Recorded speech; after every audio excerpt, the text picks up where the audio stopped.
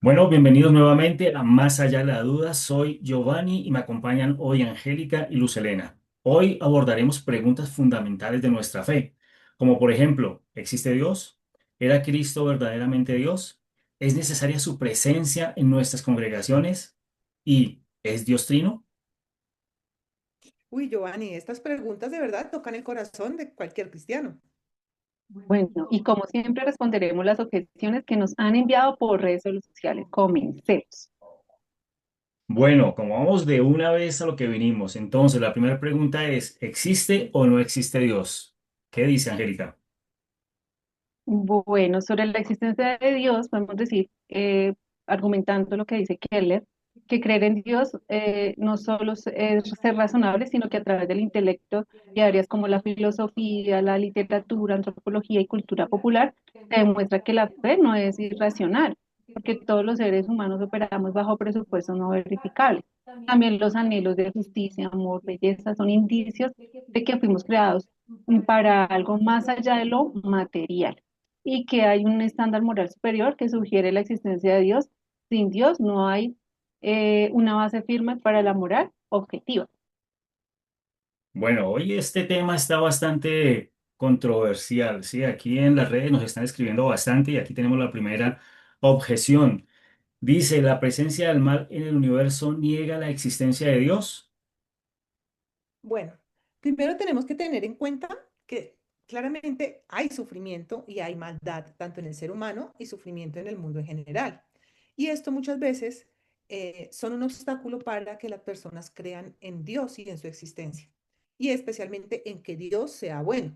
No obstante, cuando hablamos del mal, no estamos refutando a Dios, estamos hablando como desde ese estándar de justicia, ese estándar moral del que hablaba Angélica, pero no estamos hablando de Dios. Es más, el mal muchas veces, podríamos decirlo que paradójicamente, puede ser una evidencia de Dios. ¿Por qué? Porque nosotros tenemos un conocimiento limitado. Nosotros no tenemos esa perspectiva o esa amplitud para entender cuál es el propósito del sufrimiento.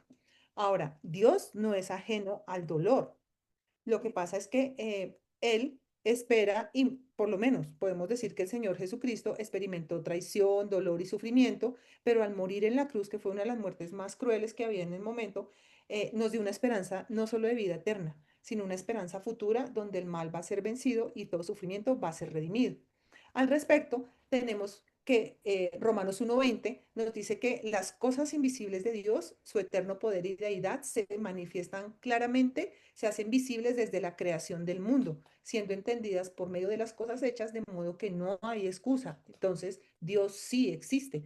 Ahora, frente al mal, el libro de Habacuc es un libro donde este profeta cuestiona a Dios precisamente por la maldad y la injusticia. No obstante, en el transcurso del libro, el Señor le muestra cómo esa maldad y esa justicia no son ajenos a Él y que Él en su momento va a, como decíamos, vencer ese mal y ese sufrimiento. Tremendo, tremendo. Ahora bien, dale. Ahora Continúa, bien, continúa. teniendo clara la existencia de Dios, ¿listo? Ahora podemos decir, ¿era Cristo verdaderamente Dios? Bueno, yo puedo responder esa pregunta.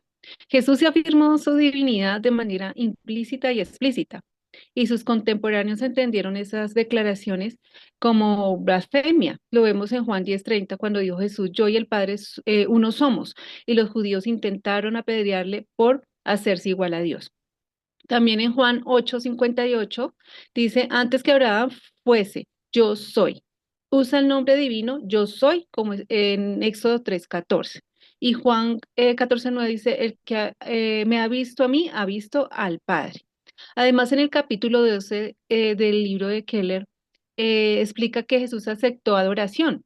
Esto lo vemos en Mateo 14:33, algo que solo es válido dirigir esta oración a Dios, como está en Apocalipsis 22 del 8 al 9. Su autoridad para perdonar pecados, como está en Marcos, perdón, de 5 al 7, y también es una prerrogativa divina.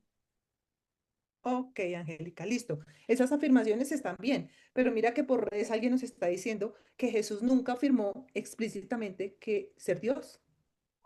No, claro que sí, Jesús era Dios.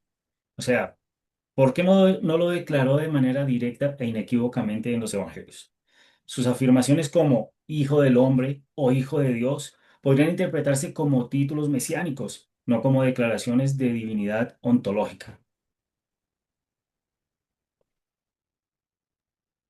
Bueno, tenemos otra pregunta. ¿Es posible y necesaria la presencia de Dios en las congregaciones? ¿Qué dice Giovanni? No solo es posible, es absolutamente necesario. Sin el Espíritu Santo la iglesia no existe. El Espíritu Santo no es opcional, es el poder que mantiene viva la iglesia. La iglesia no puede sostenerse por tradiciones o por esfuerzos humanos, sino que únicamente por la acción del Espíritu Santo, ya que Él es el que edifica, Él es el que vivifica y capacita al cuerpo de Cristo para cumplir su misión en el mundo. Sin la presencia de Dios en la iglesia sería una organización humana, sería simplemente un edificio, pero con Él se convierte en una comunidad viva que refleja a Cristo. Keller también resalta que la fe no se vive en aislamiento. La comunidad cristiana es el lugar donde la presencia de Dios se experimenta y transforma la vida de cada creyente. Ok, bueno, vemos una objeción aquí en las redes sociales. Dice, Dios puede relacionarse con cada persona individualmente. No es necesario hablar de su presencia en la congregación. La fe es privada y no requiere de la iglesia. ¿Qué dice Lucelina? Bueno, vamos a retomar un poquito lo que dijo Giovanni, cuando hablaba de que Keller, de que la fe no se vive en aislamiento. Si bien es cierto, Dios obra en cada persona, en cada creyente, su plan bíblico es que el Espíritu Santo se manifieste también en comunidad. Pablo en la primera carta de los Corintios, en el capítulo 12, versículo 7, nos está enseñando cómo a cada miembro de la congregación se le da la manifestación del Espíritu, pero para un provecho común, no solo personal. Entonces, la fe cristiana se fortalece en esa comunidad. ¿Por qué? Porque allí también se experimenta con mayor poder la gracia, el amor, la justicia de Dios de una manera tangible. Por eso, si nosotros vamos a querer reducir la fe a solamente un asunto privado o personal, está contradiciendo el propósito y el plan de Dios, lo que nos enseñó en la Biblia, y puede estar debilitando a la misión de las iglesias. En ese orden de ideas, podemos ver que la presencia de Dios no se limita al individuo, sino que se integra en ese solo cuerpo que es la iglesia. Entonces, la carta a los Corintios, en el capítulo 12, nos está hablando de que porque así como el cuerpo es uno y tiene muchos miembros, pero todos los miembros del cuerpo, siendo muchos, son un solo cuerpo, así también Cristo, porque por un solo espíritu fuimos todos bautizados en un solo cuerpo, que está hablando de la comunidad. Esto es, como se lo dije al principio, este tema es bastante importante, bastante fuerte. Y nos queda la última pregunta y es una pregunta muy, o sea, me parece genial. La pregunta ¿es Dios trino? ¿Tú qué dices, Angélica?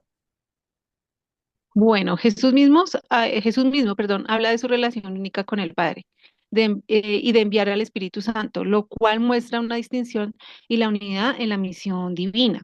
Los padres de la Iglesia, como Atanasio y Tertuliano, defendieron la Trinidad como parte esencial de la fe cristiana, lo que confirma que desde los primeros siglos la comunidad cristiana ya reconocida como ya lo reconocía como una verdad revelada. Dios es uno en esencia y tres en persona. Por tanto, si Dios es trino, esto no es una construcción posterior, sino la revelación central de la Biblia y de la fe cristiana. Bueno, menos mal que no tenemos aquí a las personas que nos escriben porque a veces nos hacen unas objeciones que uno dice, Señor Jesús. Pero bueno, vamos a leer una de estas. Dice, hablar de Trinidad no tiene sentido bíblico porque la palabra Trinidad no aparece en la Biblia. Uy, bueno, es cierto, la palabra Trinidad no aparece explícitamente en la Biblia, pero su idea de Trinidad sí está allí. Tan así es que desde los principios de la iglesia primitiva, ellos lo entendieron y defendían que Dios era uno solo. Es más, podemos ver que los primeros cristianos se bautizaban en el nombre del Padre, del Hijo y del Espíritu Santo. Entonces, estamos viendo cómo en estas expresiones que hacían se están revelando las tres personas, ¿ya? El Padre, el Hijo y el Espíritu Santo. Ahora bien, las doctrinas cristianas no fueron impuestas por una autoridad religiosa. Lo que pasa es que empezaron a emerger y a explicarse a los creyentes en la medida en que se iban experimentando en su relación con Dios. En ese orden de ideas, tenemos que, como lo habíamos mencionado anteriormente, Mateo 28:19 Dice, bautizándolos en el nombre del Padre, del Hijo y del Espíritu Santo. Aquí mismo Jesús se presenta junto al Padre y junto al Espíritu Santo, mostrando unidad y distinción entre cada uno de ellos. Bueno, en conclusión, sí, Dios existe y hay evidencias racionales de ello.